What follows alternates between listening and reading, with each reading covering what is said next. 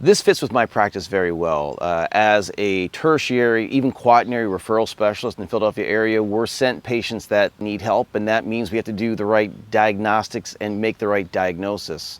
We've got multiple offices all over the Philadelphia and South Jersey area, so being able to use a device that helps us with osmolarity testing, the portability of the device, and the ability of it to let us make an accurate diagnosis is critical in us being successful for patient care and helping manage patient expectations.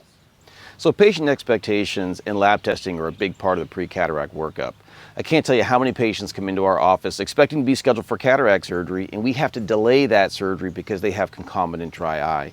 We make that diagnosis based on topography and lab findings such as osmolarity. And having that accurate diagnosis, rapid diagnosis, helps us pre-treat those patients so when it does come down to their surgery, we have a better outcome. So when you look at the algorithm set out by the ASCRS for pre-surgical management of ocular surface disease, physical exam is critical, but so is diagnostic testing. Having these different touch points with the patients and different diagnostics allows you to properly diagnose and treat the ocular surface prior to cataract surgery. And at this point, I think it's well known that proper management of the ocular surface leads to more happy patients.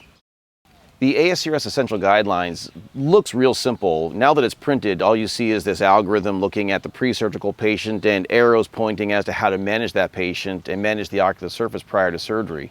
What it doesn't represent is the days, months, weeks, and even years that it took to come up with that guideline. I'm pretty spoiled. I got to be an author on that paper coming in very late in the committee, but they spent countless hours diagramming, looking, trying to make things make sense. And a critical part of that algorithm is point-of-care diagnostic testing, whether you're looking at MMP9 or specifically looking at osmolarity, and helping surgeons make the right decisions and treat the right patients prior to their cataract surgery to help improve incomes and improve patient satisfaction. In our office, we've used osmolarity for years in helping us diagnose and treat patients with ocular surface disease. And I can't wait to start using the new Scout Pro as it's so much more portable, it's precise, and it's going to allow us to have patients from all different offices to help make the right diagnosis and improve treatment.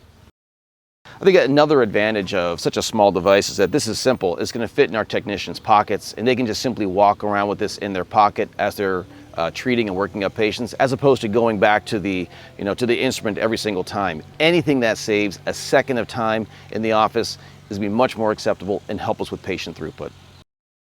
So if I was to recommend something, or when I'm talking to my friends about point-of-care diagnostics, I've got to recommend the Scout Pro. I mean, being so small, the precision and the importance of osmolarity, this has got to be top line when you're diagnosing and managing ocular surface disease.